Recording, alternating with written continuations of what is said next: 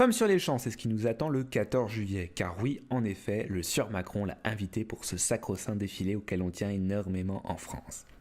Souviens-toi quand en 2012, Eva Joly, alors candidate Europe Écologie Les Verts à la présidentielle, proposait de le retirer.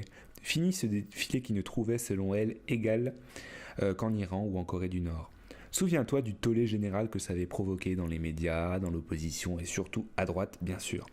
Une Norvégienne descendue de son dracard, comme elle le disait, qui veut supprimer ce rite républicain. C'est un scandale. En fait, il faut dire quand même que le défilé militaire, on se le ramasse depuis 1880, donc c'est-à-dire la Troisième République. Alors bon, personnellement, je ne suis pas plutôt pour ce défilé. Je suis pas fanat du truc et je suis plutôt d'accord avec Eva.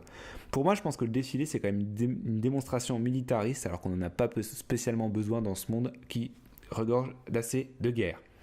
Enfin, c'est mon avis, chacun le sien. Maintenant, on va s'intéresser à la suite. Pourquoi Trump ? Pourquoi Macron a-t-il invité Trump ? À vrai dire, c'est pas le fol amour en ce moment entre les deux présidents. On a un Macron qui aime bien jouer un petit peu les rebelles, comme le disent les médias, qui aime bien serrer les paluches de Trump, pardon.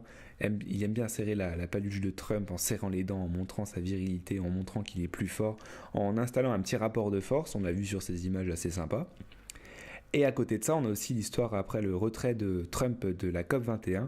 On a vu Macron qui a parodié quelque peu le slogan de Trump pendant la campagne présidentielle qui était Make America Great Again. Et vous le savez, Macron a utilisé Make Our Planet Great Again, qui est ensuite devenu une plateforme internet pour recruter des scientifiques à venir en France. Donc après ces deux petits épisodes qui ont jeté un froid entre les deux présidents, il est quand même important de rétablir des bonnes relations diplomatiques parce que les États-Unis sont quand même un allié clé, d'autant qu'on a contribué à leur indépendance. Donc on est dans une relation réciproque, pardon. Donc réciprocité, et il faut la montrer, cette réciprocité. Donc il faut montrer qu'on est amis avec les États-Unis, et cette histoire de défilé du 14 juillet est une super occasion, d'autant plus qu'on fête les 100 ans d'entrée en guerre des États-Unis dans la Première Guerre mondiale. Du coup, ça le fait bien pour arrondir les angles, et en même temps, on montre notre reconnaissance envers cette chère Amérique qui nous a aidés à se sortir du bourbier des Boches. Et paf, on invite Trump. Alors, on pourrait éventuellement y voir aussi une démonstration de force, de puissance. Macron avec tous ses chars, tous ses défilés militaires, ses chevaux, ses avions, ses parachutistes et tout le tintouin. Alors, on va quand même regarder les budgets de défense. Donc, on a 40 milliards pour la France, c'est super. Et on va maintenant passer aux États-Unis qui ont un petit budget de 550 milliards. 40 milliards pour la France, 550 milliards une fois de plus pour les États-Unis. On ferme son caquet face à ce budget, hein. On se calme. Et on a un petit Vespa face au gros camion américain qui va tous nous écraser, qu'on va tous mourir. Je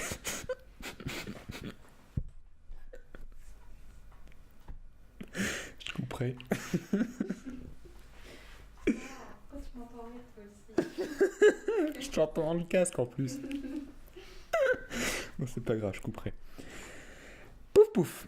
Alors, on peut s'attendre à une hyper-sécurité autour des Champs-Élysées. On peut peut-être s'attendre à ce qu'il y ait un peu moins de monde que d'habitude. Tout simplement parce que Trump, il n'a pas intérêt de se prendre une balle dans la tête parce que c'est quand même quelqu'un d'important et qui risque de se prendre une balle dans la tête avec tout ce qu'il fait dans le monde. Donc du coup, on peut s'attendre à une hyper-sécurité et peut-être un petit peu une fermeture de ce défilé aux Français. Alors après, c'est que de la supposition, c'est peut-être complètement faux ce que je suis en train de vous raconter. Mais c'est ce à quoi moi je m'attends. On verra. En tout cas, ce qui est sûr, c'est qu'on aura de belles images de la part de ces deux présidents qui adorent verrouiller les médias. On voit avec un Trump qui balance des fake news partout, qui critique CNN, qui critique New York Times, etc. Et un Macron qui choisit les journalistes qui le couvrent. On a vu d'ailleurs, c'était ce matin, Castaner, enfin ce matin, on remet dans le contexte, pouf pouf, on est le 28 juin et Castaner ce matin a répondu qu'il ne fallait pas... pour les journalistes, affaiblir la position de Muriel Pénicaud qui est mise en cause dans l'affaire de Las Vegas avec Macron. Vous savez, c'est ce déplacement qui a été fait sans appel d'offres de la part de Macron. Muriel Pénicaud a accepté à attribuer les budgets, donc elle est en cause dans cette affaire. Et Christophe Castaner a demandé ce matin aux journalistes pendant son point presse, puisqu'il est porte-parole du gouvernement, il a demandé de ne pas affaiblir Muriel Pénicaud qui va bientôt présenter une nouvelle loi travail. Vous savez, les ordonnances de cet été là. Donc du coup, un Macron qui verrouille complètement les médias, mais d'ailleurs on en reparlera dans un autre podcast, on va s'arrêter là tout de suite et vous verrez, Macron et les médias, ça vaut le coup. Allez, salut, bisous, à la prochaine.